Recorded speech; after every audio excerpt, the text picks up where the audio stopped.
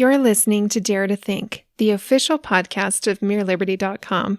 I'm your host, Carrie Baldwin, and in today's episode, Christians today have no shortage of opinions on how we should dress. Fashion is often perceived in conservative circles as something that women in particular must be very cautious about. If you've been around purity culture, you know what I mean. Should women wear leggings? Can skirts be above the knee? Can we wear crop tops or off-the-shoulder tops? What about men? They're under pressure too to dress in a manner that doesn't endorse the feminizing of the culture. The ground motive for these questions aren't actually new. They're quite old, older than the Victorian period. In fact, they go back to the patristics and key figures from church history, including Tertullian, Augustine, Aquinas, up through the Reformation period with Luther and Calvin, and even into modern day with Abraham Kuyper, and more. The rigid requirements of purity culture are more in line with Tertullian, an ascetic who sought a uniformity to all of culture that guys like Abraham Kuyper rebuffed in favor of a pluralistic approach. Who knew that fashion was a major talking point for so many theologians? The interview you're about to hear is a condensed conversation with Robert Covolo, who recently published his PhD dissertation on fashion theology from a Reformed perspective. Join me, Carrie Baldwin, with Robert Covolo as we dare to think about the theology of fashion and public discourse.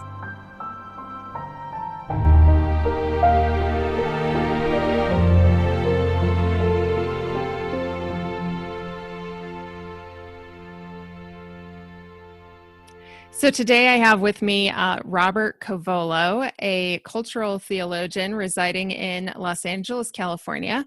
He earned his PhD from the Free University in Amsterdam. He has served as a scholar at the Visual Faith Institute of Art and Architecture and as faculty at the Torrey Honors Institute, and currently directs the Center for Pastoral Residence at Christ Church Sierra Madre. Welcome, Robert. It's a pleasure to have you here today. We're talking about your new book, Fashion Theology. I want to talk about this idea of, with really just touch on this really quick.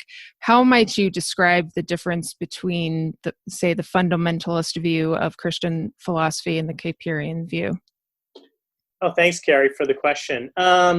Well, I think one of the ways in which the Dutch Reformed tradition has kind of differed in significant ways from the North American tradition of philosophy, and I don't know if I would call this fundamentalist as much as just a profound difference between Anglo-American philosophical approaches and the Dutch tradition, is that the Dutch tradition has pulled more broadly from continental sources like Kierkegaard.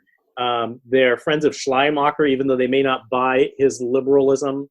They tend to draw from a very different philosophical pool, and they've always recognized the subjectivity of knowledge, though they don't reduce all knowledge to simply relativism, but they've always recognized the subjectivity of knowledge, and that at a certain level, there are certain kind of axiological loyalties we have that are irreducible, and that reason will never, at the end of the day, be able to erase those kind of loyalties.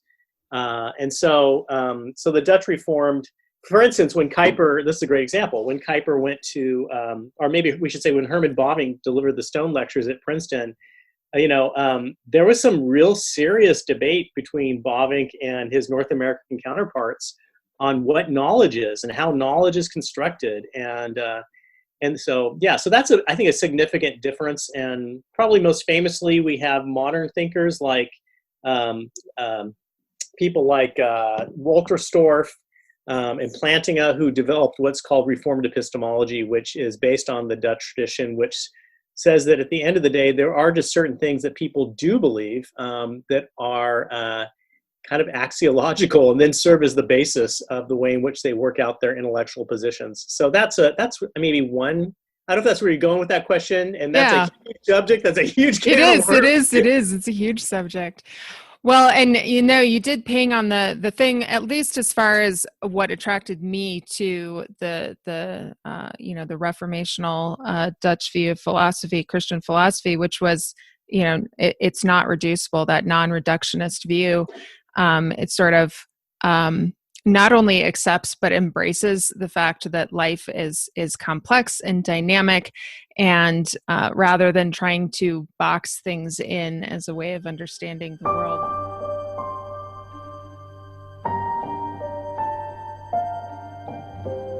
One of the things that you do is a survey of prominent Christian thinkers who have had something to say about fashion or dress, and how Christians should consider what it is that they're wearing. And you mentioned a lot of names. We can't talk about all of them, but I think that the main figurehead that you point out in the beginning is Tertullian, as being one of the earliest to have something significant to say about fashion. Now, you call his position, quote, anti-adornment, since he, and I'm using your words here, compelled Christian women to forgo Roman fashion for something simple, modest, and somber decorum. And you say he's notorious for claiming that women are the devil's gateway. So tell me more about the significance of Tertullian's take on fashion. And was he as interested in what women wore as he was in what men wore? Thank you. That's a great question. Tertullian is so important in church history. Of course, he was one of the early seminal expositors of the Trinity, and for that we can be truly grateful. On the other hand, he's part of the North African tradition. The North African tradition did not win the day between the Latinists and the North Africans. And if you know kind of your early church history, you realize that the North African tradition was considerably a very different culture than the Latin culture. And that then gets played out. In fact, the next character in the book is St. Augustine, who bridges those divides as someone from North Africa, though who is actually a rhetorician in Latin and an expert at that. So he understood very profoundly those differences and was at the cross-section of those differences between North African and Latin early Christian culture.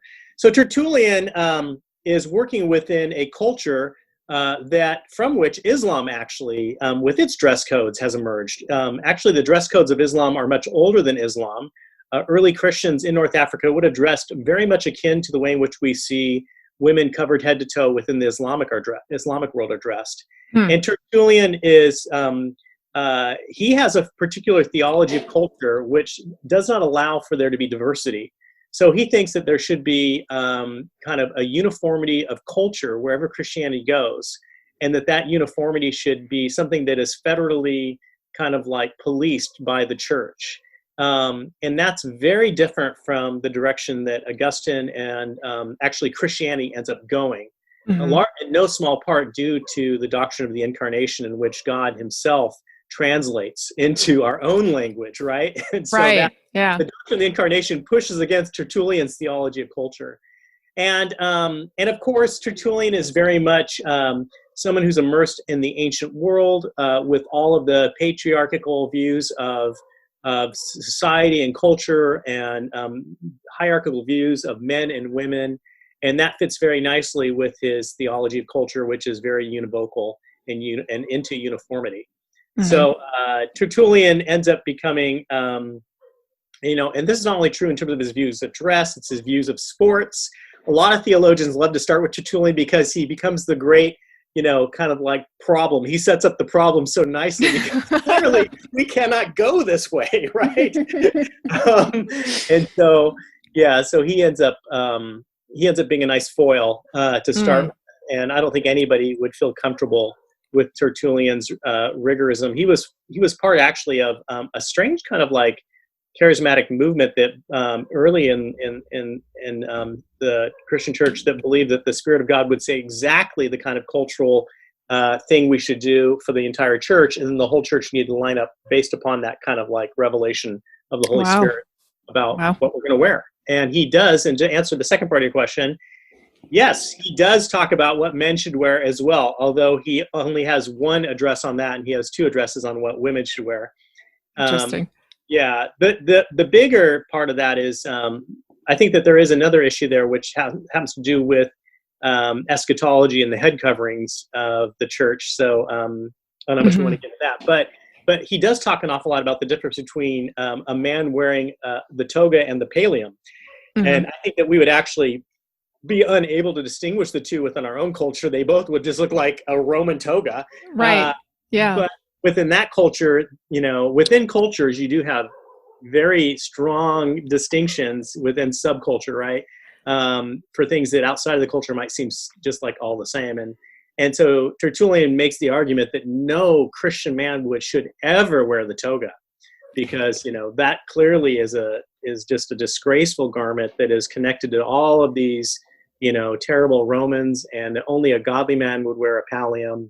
It's really interesting that you talk about Tertullian as a foil, because now he's your starting point, and then you start talking about these other figures, so Augustine and then Calvin and Kuyper, and each time I read sort of the next figure in history, it's sort of evolving away from Tertullian. So even Augustine, like, he lightens up a little bit compared to Tertullian.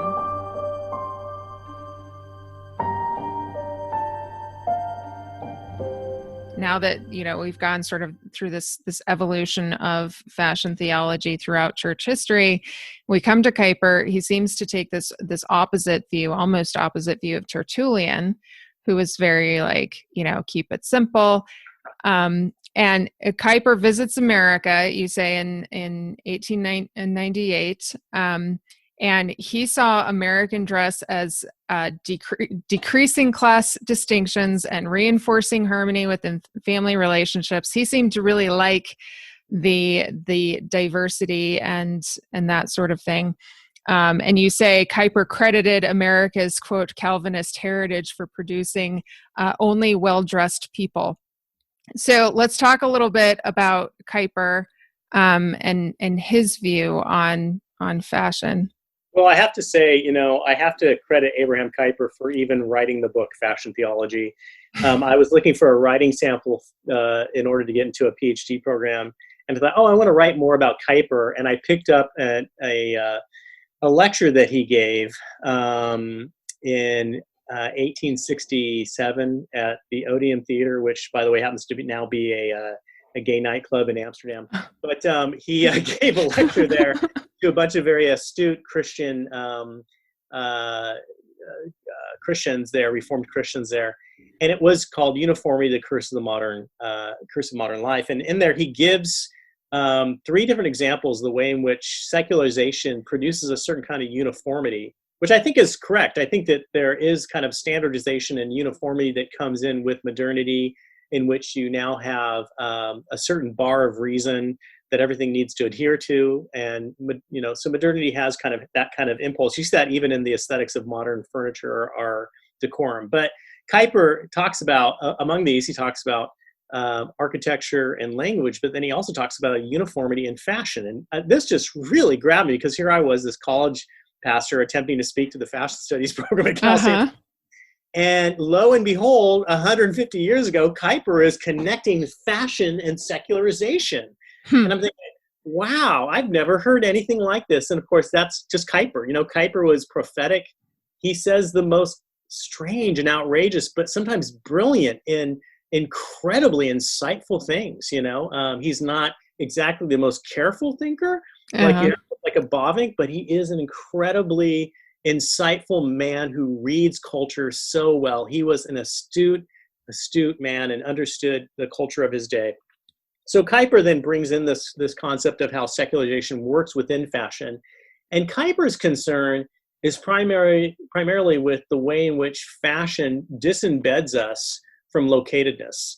One of his criticisms of fashion is that because of its cosmopolitan nature and the way in which it transcends national and ethnic boundaries, it in a certain sense tends to erase culture in a way. It tends to kind of have that power. And I think he's right about this.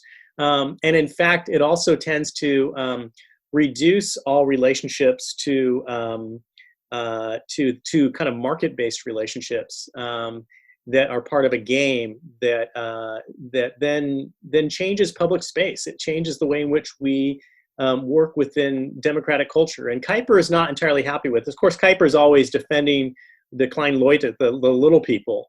And he's thinking particularly, Kuyper grew up in Middelburg, which is one of the islands in Zealand, and he would go there on a market day and see all the different regional folk dress coming together in this melangerie of beautiful colors, right? Right. And he would go to Amsterdam or Utrecht, and everyone's dressing the same, trying to copy what's going on in Paris. And Kuyper is asking the question, is this really an advance?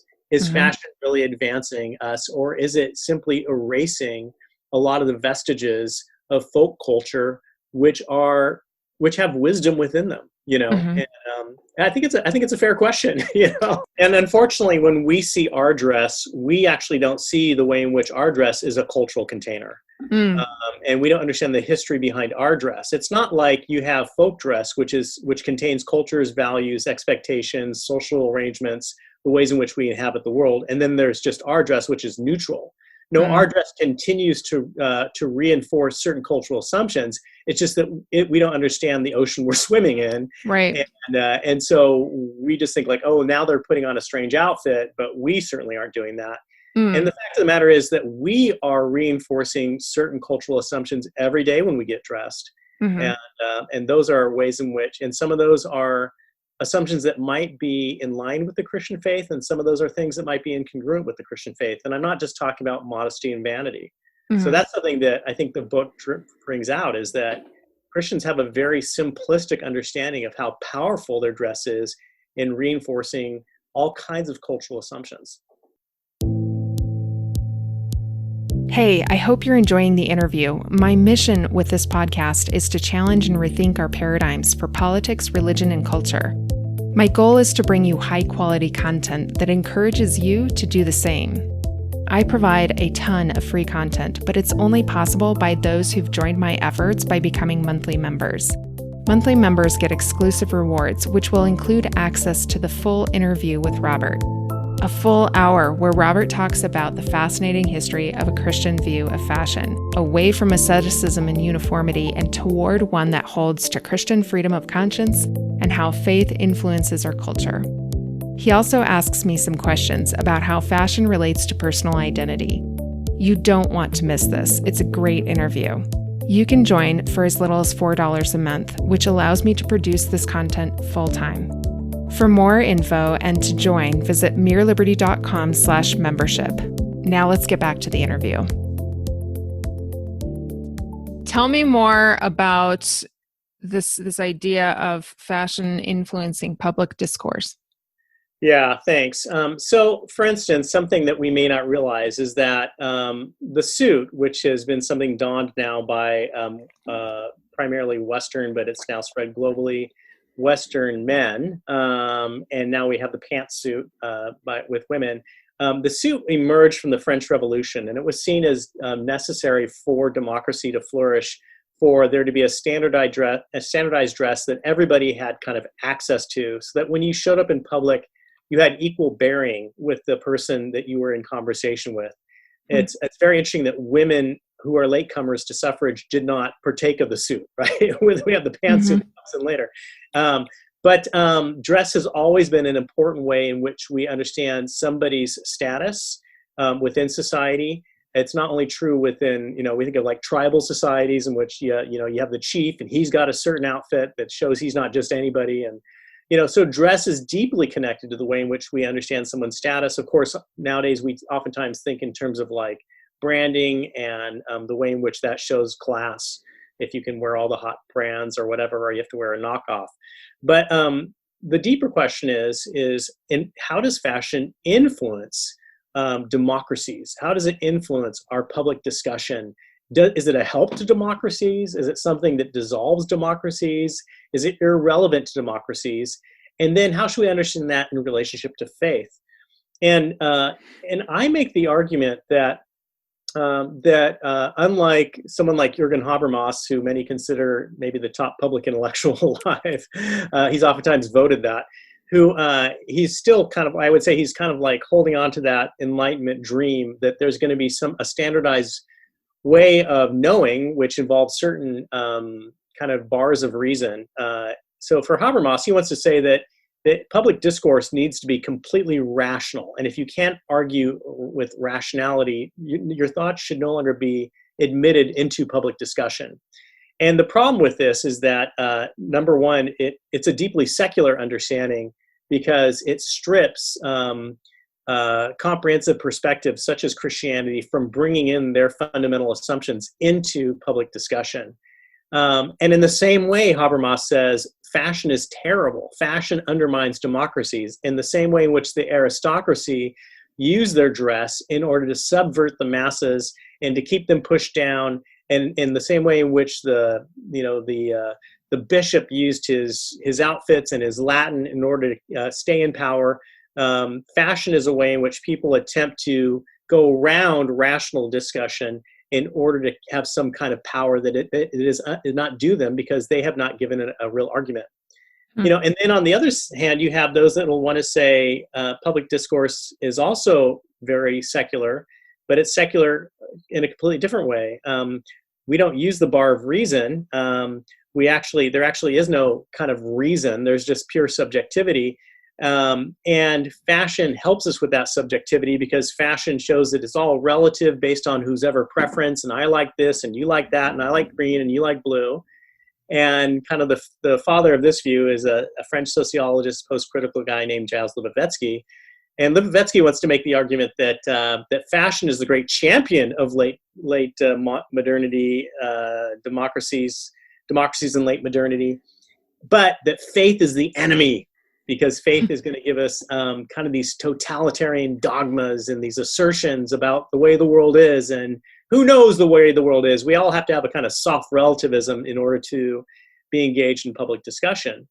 And I don't like either of those solutions. Abraham Kuyper didn't like either of those solutions. Charles Taylor doesn't like either of those solutions. And that's where I think what Kuyper would want to say and what I say and what Charles Taylor says is that actually both faith and fashion acknowledge that at the end of the day, there is no hermetically sealed kind of form of reason that everyone can sign off on, that we inevitably draw from what, like we said earlier, pre-critical assumptions about the world and about what can be known and what can't be known, and that there is no way to police these kind of larger sources in which we develop our view of the world and therefore our values of what should or shouldn't happen. And in fact, we don't want to live in a world where these things are policed. In spite of, I think we don't need to go here entirely, but a lot of things we're seeing today is, free speech itself is being questioned, right? And so that just takes off into that whole discussion. So I make the point that fashion actually is a visual conversation. It is a market-based conversation, but it's a visual conversation that also pulls from people's aesthetic desires and preferences.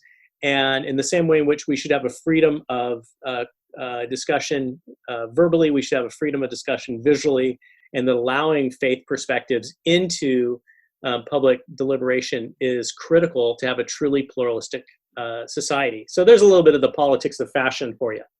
The thing that I sort of took away from your public discourse section was that these two sides of the paradigm, right, was trying to pit individualism against collectivism and vice versa.